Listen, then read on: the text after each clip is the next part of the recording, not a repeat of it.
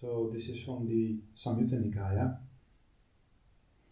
Bhikkhus, suppose a foolish, incompetent, unskillful cook was to serve a king or his minister with a vast array of curries, superbly sour, bitter, pungent and sweet, hot and mild, salty and bland. But that cook didn't pick up the hint or the sign of his own master. Today my master preferred this sauce, or he reached for it, or he took a lot of it, or he praised it. Today my master preferred the sour, or bitter, or pungent, or sweet, or hot, or mild, or salty sauce. Or he preferred the bland sauce, or he reached for the bland one, or he took a lot of it, or he praised it. That foolish, incompetent, unskillful cook doesn't get presented with clothes, wages, or bonuses. Why is that? Because he doesn't pick up the hint of his own master. In the same way, a foolish, incompetent, unskillful bhikkhu abides maintaining perspective of the body concurrently with the body, diligent, aware, and recollected, having subdued longing and upset in regard to the world. As he abides maintaining perspective of the body concurrently with the body, his mind does not become composed, and the defilements are not given up. He doesn't pick up the hint of that. And then it goes on for the other satipatthana, feelings, mind, and phenomena. And then the sutta continues. That foolish, incompetent, unskillful bhikkhu doesn't gain pleasant abidings right in the present experience, nor does he gain recollection and awareness. Why is that? Because that foolish, incompetent, unskillful bhikkhu does not pick up the hint of his own mind. Suppose an astute, competent, skillful cook was to serve a ruler or their minister with a vast array of curries, superbly sour, bitter, pungent and sweet, hot and mild, salty and bland. And that cook picked up the hint of his own master. Today my master preferred this sauce, or he reached for it, or he took a lot of it, or he praised it, and so on. Then it says that astute, competent, skillful cook gets presented with clothes, wages and bonuses. Why is that? Because he picks up the hint of his own master. Now then it says, in the same way, a wise, competent, skillful bhikkhu abides maintaining perspective of the body concurrently with the body, diligent, aware, and recollected, having subdued longing and upset in regard to the world. As he abides maintaining perspective of the body concurrently with the body, his mind becomes composed and the defilements are given up. He picks up the hint of that. And then it goes on for the other satipatthana in the same way. So the first thing that stands out to me is that this is talking about bhikkhus, about a skillful and an unskillful bhikkhu. And secondly, that both the skillful and the unskillful bhikkhu, what does it say? They both must have understood to some degree Yoniso Manasikara, because they are abiding, body concurrently with body, feeling concurrently with feeling, and they have already given up longing for the world, and so on. That is the case for both the skillful and the unskillful bhikkhu. So, talking about the hint or the sign of the mind, what is it that this unskillful bhikkhu is overlooking or hasn't understood? That prevents him from gaining the right composure and giving up the defilements, as it says. What do you say? Well, the most direct way of explaining is that if you don't see the sign of the mind, you don't see the defilements to begin with. So you don't see what you have to abandon. So the thing is, as it says, you abandon longing and upset in regard to the world, but that's already an achievement, of course, but and it wouldn't have been accomplished without the prerequisites of virtue and sense restraint, which are there because it's saying that it's a bhikkhu. But in regard to the world is one thing, and now you could say there's longing and aversion in regard to your own mental states. Hmm. And that part isn't going to be as easily abandoned just because you keep the precepts, and even if like you don't want anything in the world, you don't depend on any external pleasures, you don't seek sensuality, you don't act out of aversion and all these things, you can still have a perverted attitudes in a very subtle way, of course, in regard to your own mental states, and that's where the defilements are. And that's why they can't be abandoned accidentally, because it's only when you see the sign of the mind that you will be able to do, when you see the sign of the mind, which is where the defilements are, that you will be able to do anything about them. Anything, if you suddenly find yourself without defilements and you don't know what you did, it just happened, that's because you didn't actually see the sign of the mind and then purify it. You just got another experience that happens not to provoke your defilements. A peaceful state of mind or whatever that just happens, circumstantially happens, not to provoke your mind. But the so let's give a concrete example. So as it's saying there, it's so one of the things that stands out is that both of them are actually doing the same thing. It's not saying that one of them is doing one practice and the other one, like he hasn't been given the right instruction or something like that, or he doesn't have the right meditation object. What it's saying is that both of them are attempting to do the same thing. They're attempting to be mindful of the body, feelings, mind, and dhammas or phenomena, but that's not in and of itself what makes it wholesome. It's not that just because you're reflecting on the body, which is already, seeing the body concurrently with the body, that's already a step ahead of what most people will be doing in their meditation practice. They wouldn't even be doing that. They would be focusing on the body, focusing on particular sense objects. Like basically regarding the body as an object in front of you that you can focus on. Yeah. So that's growing out of that is already a step forward, and from where most people are, and that would put you in the position of this unskillful bhikkhu, which is okay. So he's trying to see the broader context of his experience as as the body, as feelings, as mind, and so on. But the growing out of it is by means of yoniso manasikara. Yeah, so that's how you grow out of this focusing on things exclusively in front of you. Well, not even through yoniso manasikara, just by changing your views, by recognizing that the defilements will never be on the level of objects, and any effort that you might be putting into that will necessarily be secondary to the path, because the path is on the level of your mind's attitude towards objects. So just by recognizing that any amount of focusing you might do, there's perfectly space there for defilements to be there. As you're focusing, that already shows you that practice is perfectly inadequate for what you're looking for. So just by growing out of that and recognizing, okay, no, I'm supposed to be seeing the nature of my experiences while those experiences are happening within, obviously, the container of virtue and sense restraint, not just out there in the world trying to be mindful. And then you recognize that, but even then, that you can still have these background unrecognized attitudes there, and that's where the sign of the mind is. So, as I was going to say, you can have, let's say, you're contemplating something you read from the suttas. You're contemplating the impermanence of the body. You're contemplating the nature of feelings. You're contemplating anything basically that's in its content is wholesome. It's like a good object, quote unquote, if you want to call it that way. But the problem is wholesomeness, as I think we described in one of the previous talks, is never defined by what you're attending to, by the content of your experience.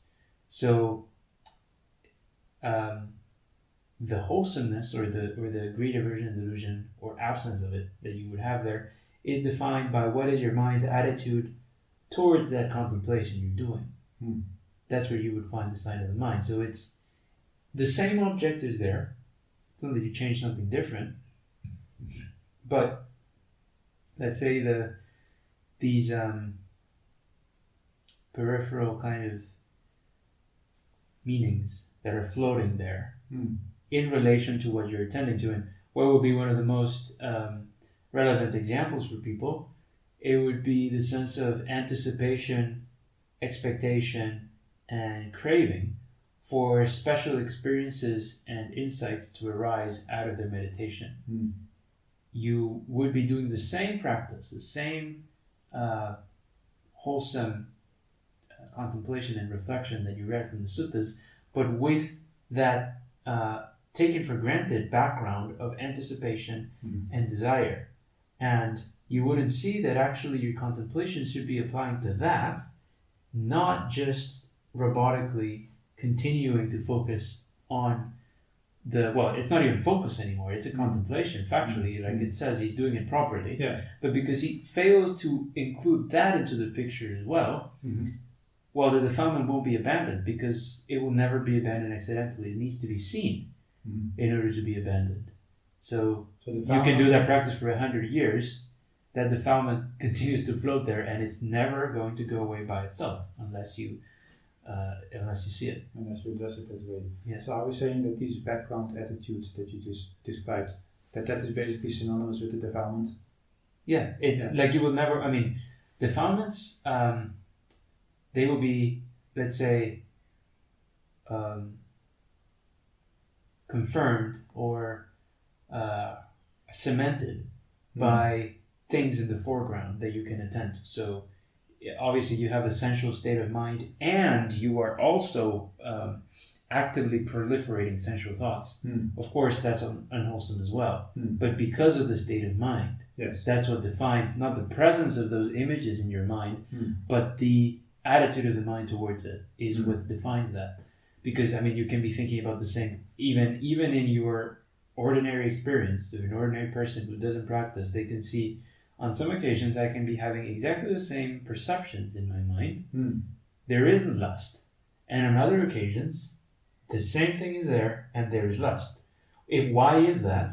If the content of the experience were all that is relevant to define whether a defilement is there, that wouldn't be the case. Whenever you have these specific objects, you would have lust. And only then would you be able to justify an object observation practice, because then it would mean, okay, you just stick to these objects, and that means it's going to be wholesome always. But it's not like that. So somebody, let's say, sits down they notice there's a sensual thought present, but then now you're saying that the actual hindrance of sensuality is not just the presence of that thought. In fact, it's actually whether there's a background attitude to delight, welcome, and proliferate that thought further. Or not just even the thought, just you could say in regard to feelings in general. So for example, that monk there, it's saying it's abandoned, he has abandoned already longing and aversion in regard to the world. In other words, he's not having particular sensual thoughts anymore, because that requires active volition. And he would have already abandoned that. But behind his efforts at that time to purify his mind, he doesn't see that there is still these more subtle implications to that same practice that he's doing, that he needs to start including that as well in his renunciation in order for the mind to be actually purified. It's not enough just to not be having sensual thoughts or aversive thoughts. And that's usually where people would then sort of jump the gun, so to say, where they see, okay, so I stopped having these coarse objects, and now it's time to start concentrating on an object. And that's where you try to take a shortcut. What you actually had to do, according to the sutta, is start recognizing, yes, I am not peaceful. Like the defilements are clearly still there. I'm still liable to greed, aversion, delusion, even though I have stopped acting out of them. I am perfectly restrained. And what you need to do there now is start to see the signs of the mind, not go and start concentrating, which will basically, it's exactly the opposite direction of seeing the sign of the mind. It's like actively ignoring the sign of the mind. And if you start, the problem with that is that will never be something that you achieve overnight. Those signs of the mind, it will never be like a sudden epiphany that comes up for you one day. It is necessarily a gradual development. Yeah. So it's starting to notice your own intentions.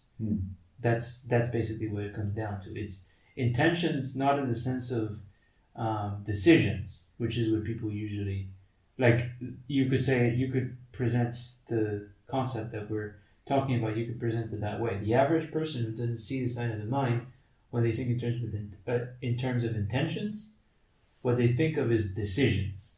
Like, I decide on a very coarse level, I decide to do this, and it's like super coarse and deliberate. But the signs of the mind, they're still intentions. Like these impurities, these defilements that you would get to see when you see the sign of the mind, they're still intentional. It's not that it's happening by itself, but it is on a much more subtle level than what you're generally used to. And the discernment of that, basically like pulling you back in the beginning, all you see is these very coarse actions, and that's why you have to start with the precepts. Like in the beginning, the only thing a person can be sure about is that breaking the precepts is unwholesome. And that's why it's a gradual training. You work through that, and then these more subtle layers of the same principles start to be revealed, up to the point where you can see your own attitude in regard to your own thoughts. Not the thoughts themselves, but your attitude in regard to those thoughts. In the same way, like, it's not that the presence of an attractive person in front of you is sensual desire. No, it's you engaging with the person intentionally for sensual reasons. That is sensual desire, and that same principle you eventually bring it inwards towards your own thoughts. It's not the presence of these things that is unwholesome, it's your attitude in regard to them. And again, it's not something you'll be able to figure out overnight. It's by maintaining that container of virtue and sense restraint. It's like a fence that you put around your mind, and then the suffering that's left there, that forces you to deal with it. But like, not in the sense of find the answer suddenly, but it's like it's leaving you no choice. Again, if you refrain from trying to take a shortcut and going into the route of absorption and distraction, it will force you to start recognizing, as it says there, what is it that I'm feeding? Why is it that the king is still not pleased? Yeah, so let's go into that. But maybe one step back still, because we mentioned that to see sign of the mind, which are these attitudes towards not only things in the world, but now also your own thoughts.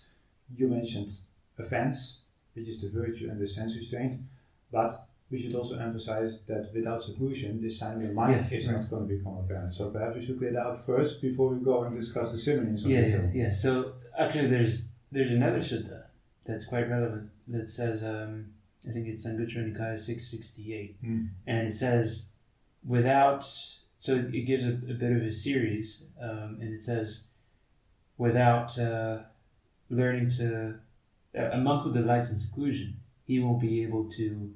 who delights in company, you mean? Yeah, sorry, a monk who delights in company, he won't be able to delight in seclusion. That's it, yeah. A monk who's not able to delight in seclusion, he won't be able to see the signs of the mind. A monk who cannot see the signs of the mind, he won't be able to get the right view. A monk who doesn't fulfill the right view, he won't be able to fulfill right samadhi. And one who doesn't fulfill right samadhi cannot abandon the defilements. One who doesn't abandon the defilements cannot achieve nibbana. So, why is it then that seclusion is necessary for seeing the sign of the mind? Well, that's another fence. That's like the most... when you're in seclusion, So when you're seclusion, having established virtue and restraint beforehand, because as it says, it's not just being seclusion, it's actually preferring seclusion. And it's inconceivable that you'll be able to be at ease in seclusion and generally prefer it if you haven't established these prerequisites. Because even in the suttas, it's shown like monks who hadn't developed themselves enough, they would go into seclusion, and the first thing that would start arising is sensual thoughts, aversive thoughts, and all sorts of unwholesome states. So the thing is, like, again, because the whole shortcut of meditation techniques comes in, people actually don't realize what the baseline of their mind would be when they go into seclusion if they don't start distracting themselves in that direction. And that's actually how you would be able to know if you have developed these prerequisites enough. Like when you go into seclusion and you don't do anything, but you also don't actively try not to do anything, if that makes sense. Like you're not trying to suppress your thoughts. You're just within that seclusion, you get up, you walk back and forth. You don't distract yourself with, reading or essentially breaking the precepts. And there you start to see whether there's a certain stability to the mind naturally in that open environment, like half open, half closed, let's say, or whether it starts going all over the place. And that tells you that you won't be, like, your prerequisites are still insufficient for you to be able to delight in true seclusion. Like, generally not distracting yourself, even with your meditation and all these things, because something that distracts you cannot be rightly called meditation. No. So this is already like, so first of all, seclusion has to be understood like no presence of other people. That's what seclusion is. So we cannot equate that with your average labor tree. Seclusion means on your own, in a hut somewhere, door closed. Basically. Because as soon as other people are present, certain attitudes, again on that same background level, they almost inevitably are going to be there, and you will not have the capacity to see those attitudes and question them, because they're so deeply ingrained that it's almost as if they're automatic. They're not ultimately. So an arahant wouldn't have those attitudes after having finished the path, but for you, starting from the beginning, it's like someone like lifting a heavy weight. For somebody who's not strong enough, there's no way that they won't be doing it with bad form. Even though technically it's not absolutely necessary, you could lift the weight with good form. In this case, practically speaking, it's not possible. So you need to actually withdraw yourself first. And like when you're in seclusion, that will allow you to have more space to actually start questioning these attitudes in your mind. Including the attitudes or whatever meditation instruction you have received. Because now the question is, why are you even going to do something formal when you have already been keeping precepts, practicing sense restraint, and are observing the bodily seclusion? So because that's how it's going to be probably for most people. That would already betray a view that you think you just really want a shortcut. You don't want to discern the signs of your mind, because if you really did, you would be questioning, wait, why do I want to do this in the first place? Because that in itself could be a defilement. And then, like, if you ran with it, with that intention from the start, nothing that comes up, again, as I said, 100 years after doing that practice will undo the fact that you took a wrong turn from the start. So all the insights that you would get from absorption practices, quote unquote, they're on the level of sense objects. That's precisely like, what you would read is all these experiences of a flash of consciousness arising and ceasing and all these things, and all of that is just sense objects. And the sign of the mind is not a sense object. It's not even a specific thought that you catch or something. It's as I said, a discernment of the attitude in regard to your thoughts. So basically it means seeing your mind, which is always necessarily a peripheral phenomenon, seeing that as a phenomenon. Whereas before, obviously it's there, but you don't see it. So that's why it's called a sign or a nimitta. Or actually, I would translate it as hint. Yeah. So that doesn't give the impression, because nimitta is already has all these associations of, you're meditating and this nimitta comes up. Yeah. But it's not that. It's if it would be while you're expecting for this thing to come up, seeing that attitude in yourself, and then it's not that. Obviously, it's not that catching it, magically solve the issue. Catching the signs of the mind allows you to do the work. Mm-hmm. It's not that's it. Yeah. So now let's make a move from here. So suppose, so there's two things we can do. We can either unpack the simile and see which ingredients are there in order to make sure that we understand this simile properly, and then we can clear up what is the actual work to be done once the sign of the mind has been highly discerned. Yeah, so the simile is actually, whenever you see something in the suttas like that, you don't just kind of impose your notions on it, but actually you step back and see if the Buddha chose that simile, it must be for a reason. So in this case, what is the similarity between this principle we've been describing of the sign of the mind as an indirect thing that cannot be directly observed as a sense object, and the preferences of the king that the cook would be noticing? It's basically the fact that he doesn't tell you, I want this or I want that. He doesn't make a gesture with his hands or something. It's indirect, as it says. He took a lot of this one.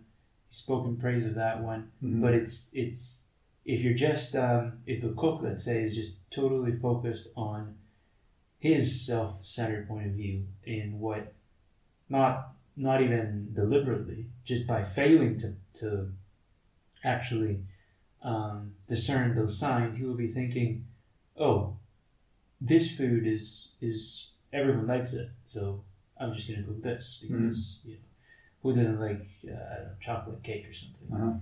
And he ignores the fact that the rightness of the dish depends on the cook, not on what you think would be right. No, it depends on the king. Depends on the king. Yes. Not on what the cook thinks would be right. So in the same way, like you read something from the suttas, you assume that in itself, just doing that is going to make it right. Automatically right, yes. Whereas, if that's not what the cook needs, or what the king wants, it's not right. Yeah. Even if it's the best dish in the world that everybody else would like, for him it's not. Yeah, so what does king stand for in the simile? Well, the mind. Good. So, but again, that's the clarification that needs to be made, because sometimes people read that simile and think, oh, so the king, I just have to find what gives rise to the most pleasure or something like that. So, because it is said, pleasing the king and so on, but if you start out from the beginning with the expectation of pleasure, that's already you not seeing the signs of your mind. You don't see that.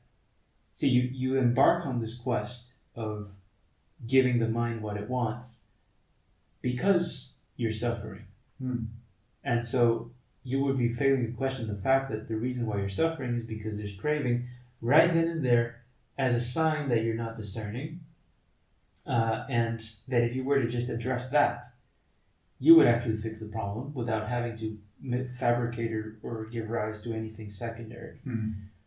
So it's what you're feeding the mind. It's not, again, like, oh, today I have to do breath meditation because I feel like it. Yeah. Or that's what's gonna please the mind most. It's any of these things, any of these meditations or contemplations.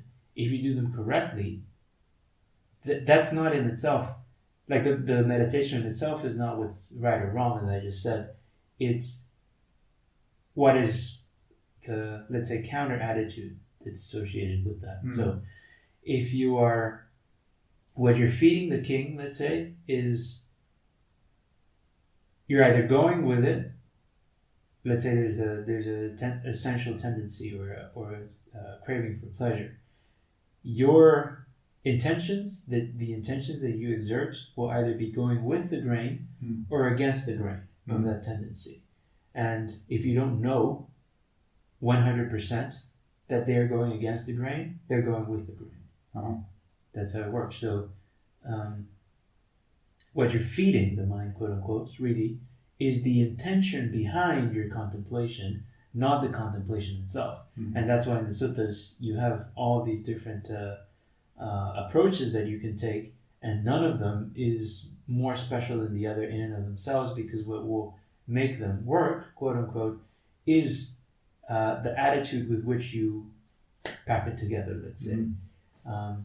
So there's always going to be two components. Obviously, if you're just reflecting on, I don't know, some random Hindu mantra or something, even if you have the right attitude, well, I mean, that's not really. But so to some extent, yes, it has to be something from the suttas, but there's two components to it. There's your attitude behind it and the contemplation itself. So that's where that is really what you're feeding the king. That's what, and you feed the king what he needs only if you can see where is it that he's inclining. If you can see those states at the back of your mind, quote unquote, then you know what is it that needs to be actually addressed with the same contemplation. Not that like I need to do another one now because the mind is like this. So it's not like, sometimes people think, oh, if I have essential desire, I need to do a subha. If I have aversion, I need to do metta. If I have this, I need to counter it with this. And that's not. You could do the same contemplation for everything. Because it will all depend on seeing where the craving is and using that contemplation as a means to, let's say, reestablish the right perspective that starves or ceases to provide fuel for that craving, which you need to see before. So then, practically speaking, those contemplations that for people allow them to see that background attitude most clearly, that will be for them the best way to go about it, right? So the less abstract or intellectual the contemplation is, because that's all in the other way. So you want to pick up a theme or a contemplation that has the highest chance that it's not going to be disconnected from that background attitude. In fact, the whole contemplation should go in that direction. That's the whole point. Yeah. So in that sense, it wouldn't be what would make it right or wrong would be that through that contemplation, you would be able to bundle it together with the right attitude.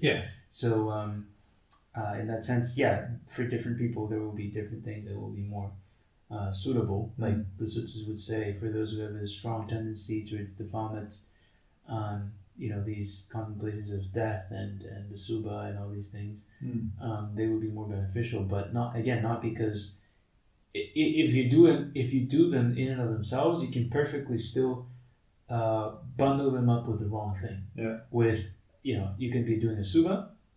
Why? Fundamentally, you can still be doing it with an attitude of craving against these thoughts that are arising by themselves. You're not willing to endure them. You're not willing to see that they arise on their own, and that your attitude, your responsibility is a delight in those thoughts. You just want to get rid of them, and you keep doing that blindly with that background attitude, even though technically the object of a subha is wholesome. For you at that time, it's not. You're not seeing that actually the king is that what the king needs is not to get rid of these things. It's that attitude of delight that needs to be abandoned. I see. And so that's what would make any contemplation right. So in that sense, you could be doing the same thing again. You're doing the contemplation. It's not working. You recognize it, as it says, the mind is not becoming composed. The defilements are not being abandoned.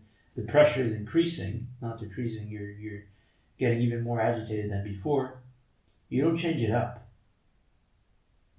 That's like, I mean, you can, but it will still not work on the level that it should unless you start seeing the attitude behind that's making it not work. It's not the contemplation.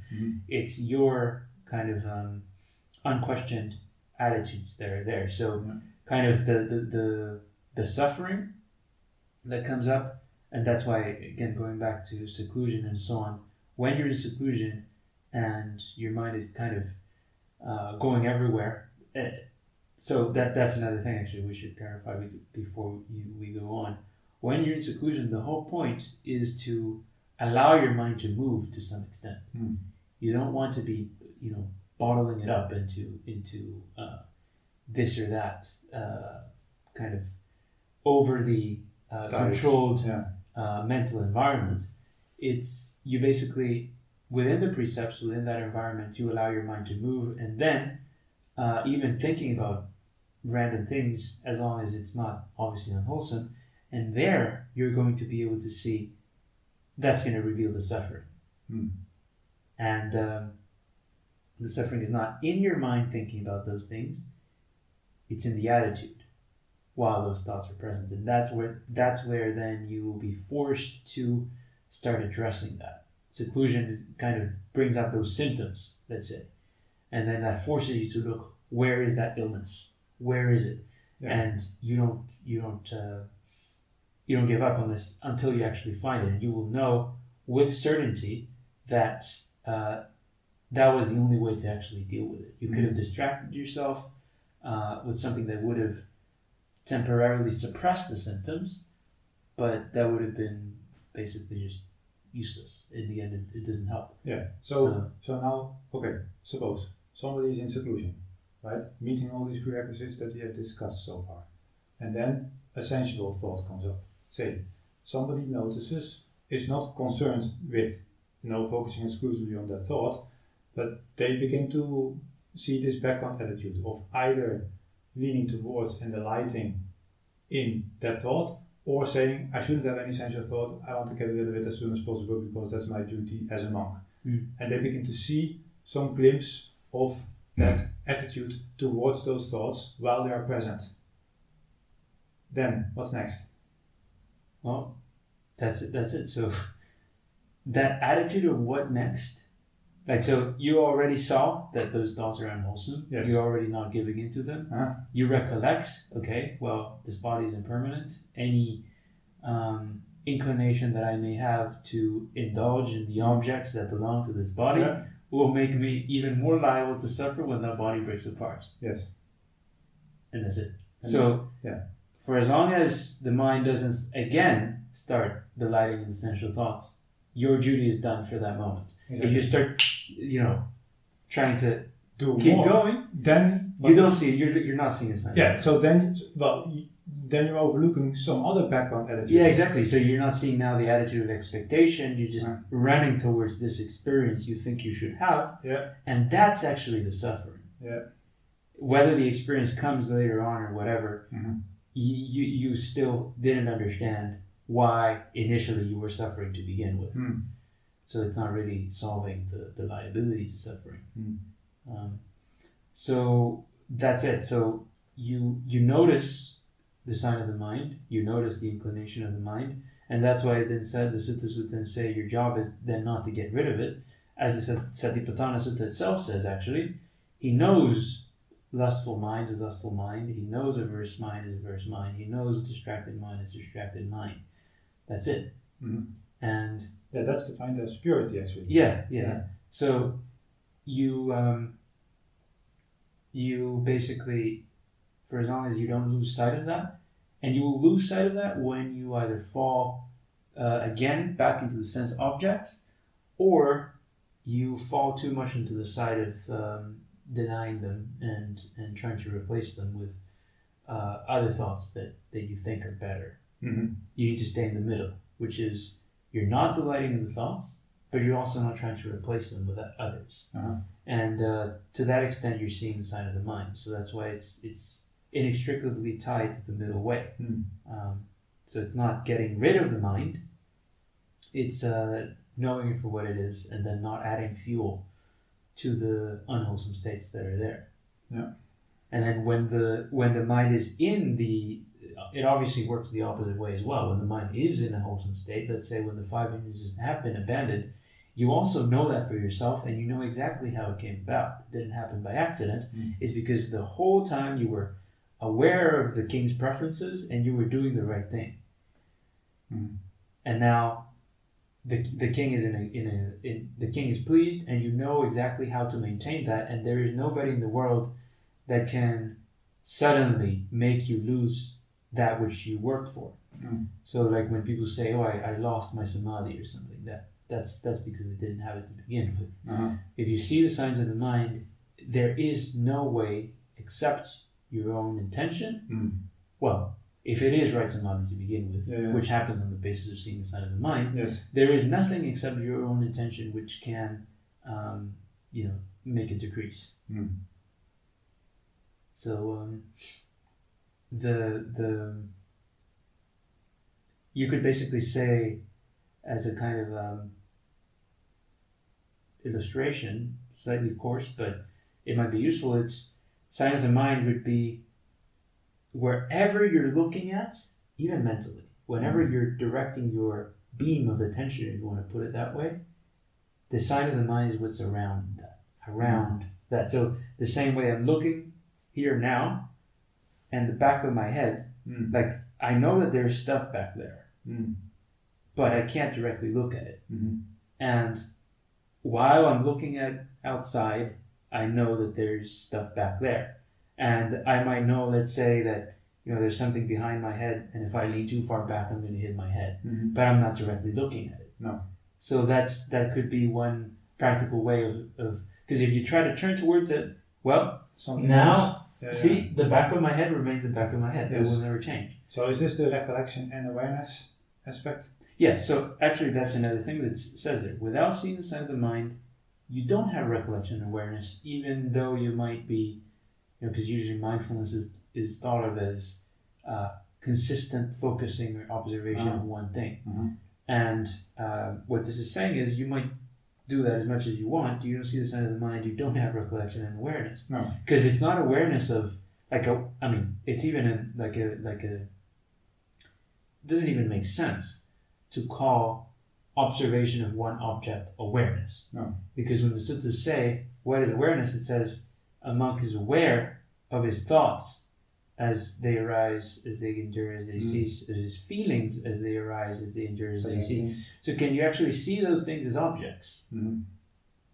The whole point is no, you can't, because those things are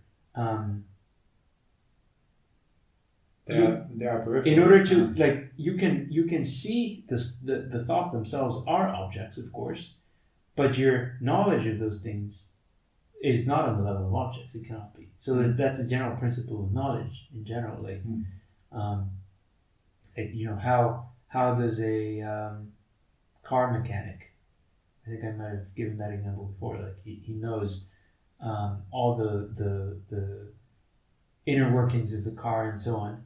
That knowledge is not a sense object. Because if it were, you just show that to somebody else and he would have exactly the same knowledge the car mechanic does, but it doesn't work like that. So it's the same with the knowledge of feelings, knowledge of thoughts, knowledge of these things. So if you're just watching your thoughts, that becomes another sense object. It's not knowledge anymore.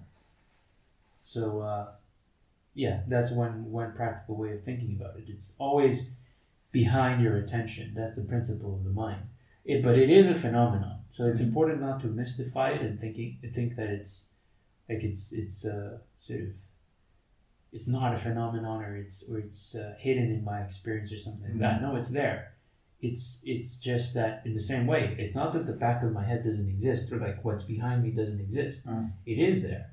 It's just that if I focus too much on what's in front of me, I forget. You cannot sustain that knowledge of the backgrounds. So to the extent that you lose yourself in objects in front, you will be compromising that background knowledge basically. Yeah, and obviously in front can be on the most basic level sight, sound, smell, taste, touches, but you can even in front would even count as your ideas about the Dhamma and your notions and your effort towards it and your striving. That becomes in front. Yeah. And then behind that, there's a whole range of attitudes and cravings and expectations that if you're not actively making an effort to recognize, they will be driving that whole endeavor. Yeah. And means for as much Dhamma in its content might be present there. It's not actually done. Yeah, because there's a relationship between mind, citta, and cetana, which means intention. Right? Yeah, exactly. So, yeah, they're actually derived from the same root. So, mind really is, it's that's why again it's also not just something you catch as some sort of independent object, like you would catch a vision of something. Mm. It's catching yourself doing things, catching yourself having attitudes that you were taking for granted before. So it's you kind of it's not the best simile because it's kind of instantaneous, whereas I've been saying the sign of the mind is something that's developed gradually. You would never have a sudden insight where your recognition goes from 10% to 90 in one night. That's impossible. But it serves to illustrate with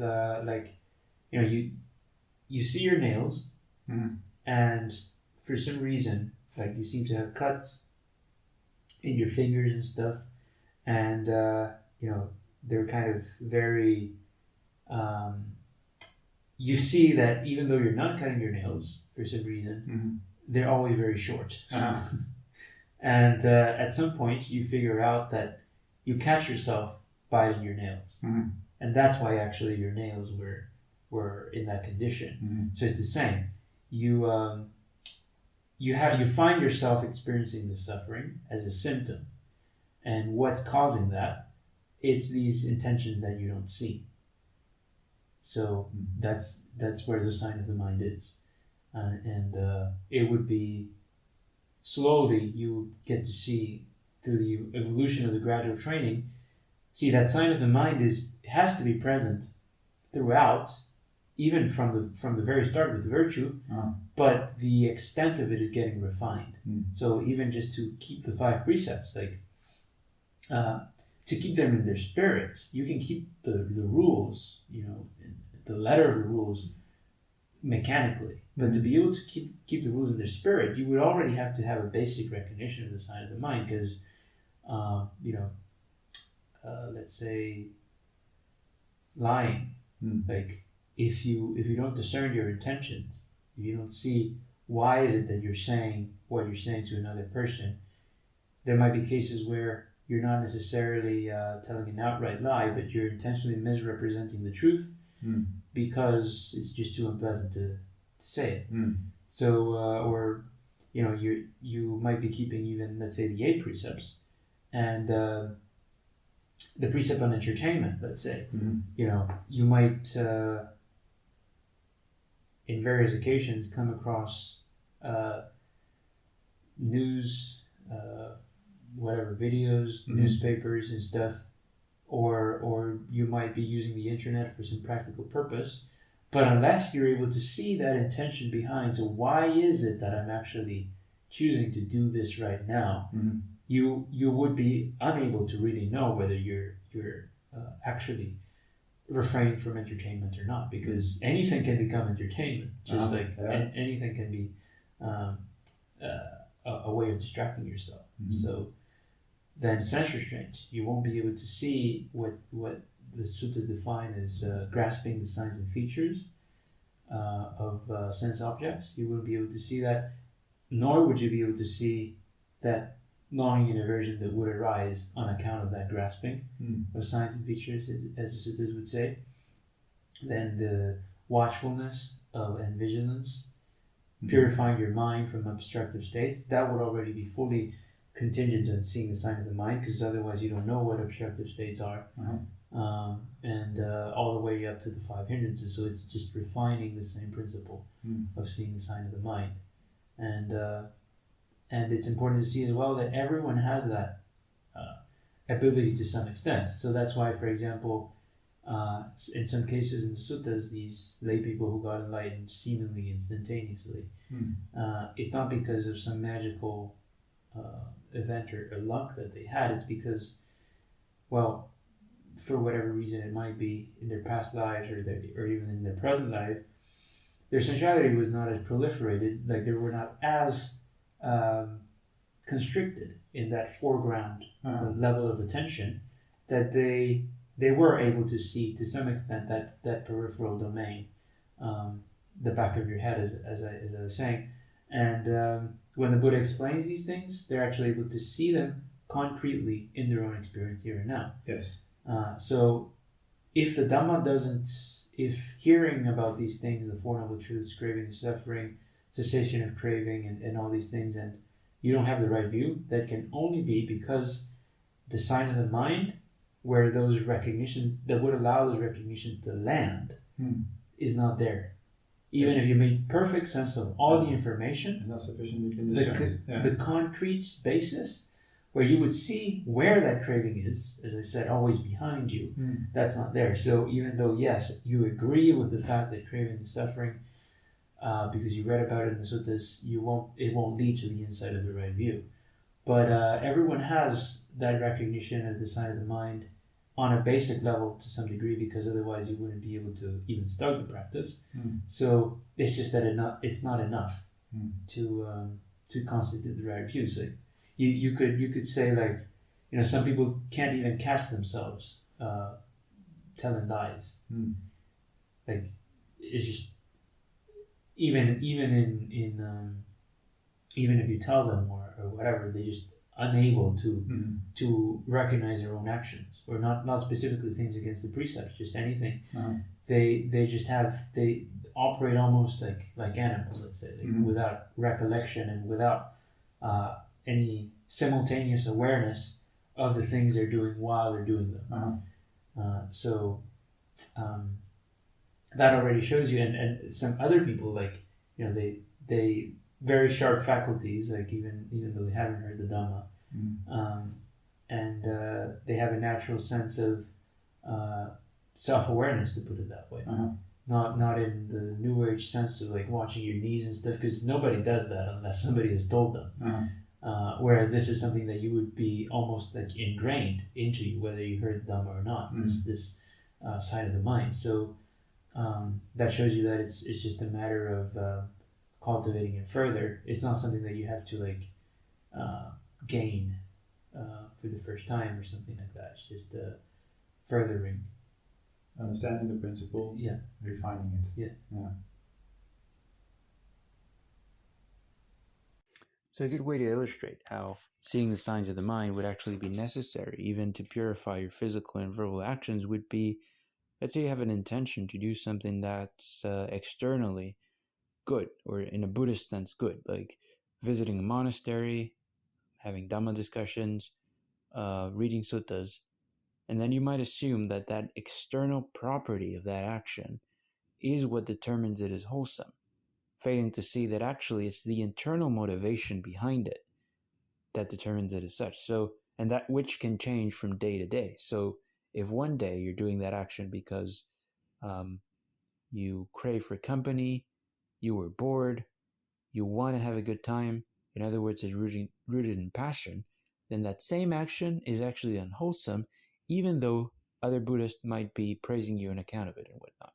And it's exactly the same principle on the mental level, which is what the sutta is describing. So the unskillful bhikkhu assumes that just thinking about the four satipatthanas, just contemplating these things and going through the motions is good, failing to see that if it's driven by passion, aversion, and delusion, if that's the driving force for those contemplations, that whole situation becomes unwholesome. And you would get to see the signs of your mind in relation to actions on any of those three domains, not through quickness of awareness and developing sharp concentration and being able to catch the sequence of mind moments, but through self-honesty, even on the mental level. So that's why if a person doesn't have that basic self-honesty, they can practice the Dhamma for decades. They won't get the right view because they won't be seeing the signs of their mind. And seeing the signs of their mind would result in abandoning the first three fetters, as Anguttara Nikaya 668 says, because, for example, the assumption of virtue and practices, not just rites and rituals, as it's sometimes translated, is precisely rooted in failing to see that even these things that the Buddha factually talked about, the virtue and the beneficial external practices, are not wholesome in and of themselves. If they're done with a internal motivation of passion, aversion, and delusion, then they're not wholesome. Obviously, that doesn't mean that one shouldn't be virtuous, because it's more unwholesome not to be virtuous than to be virtuous with a wrong attitude. But it just means that that's not enough in and of itself. It's not enough to just go through those motions and assume that that automatically means the mind is being purified.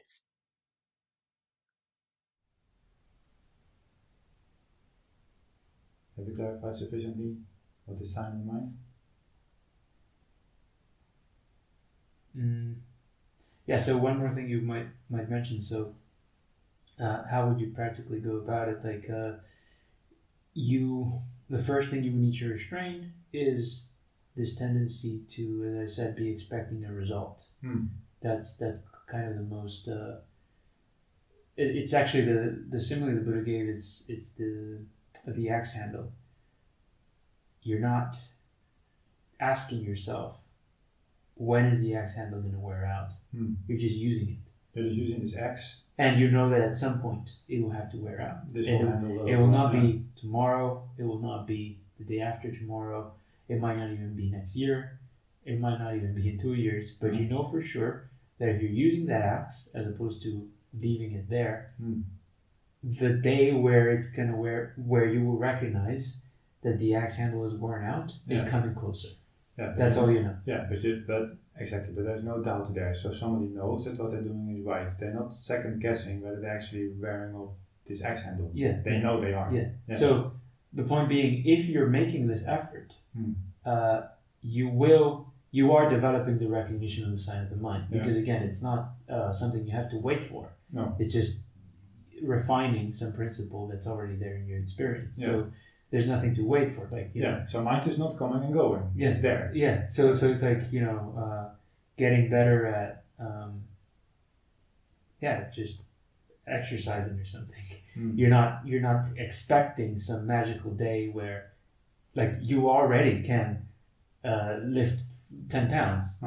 Then in 1 week you will be able to lift 15 and then 20. So like none of those milestones are more special than the previous one. It's just the same thing, developing further.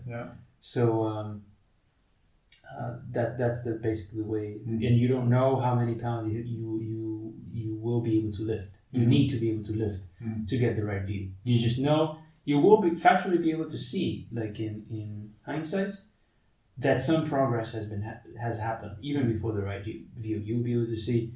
Now I'm more able to see these subtle inclinations in mind that before I would have been totally unaware of. And you know that it's that same principle that if you take further, you know for sure eventually at that point it will be enough for you to see the Four Noble Truths. So that's a confirmation that you will be that you're going in the right direction, basically. So because that's one of the main obstacles, this sort of attitude of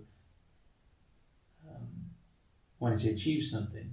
It motivates you to practice, of course, but if you don't see that as a phenomenon, you just take it for granted and run with it and think that the practice, the results just happen to you, regardless of what your attitudes towards that endeavor is. Then it's never going to come because you're not doing the work that would actually make them come about.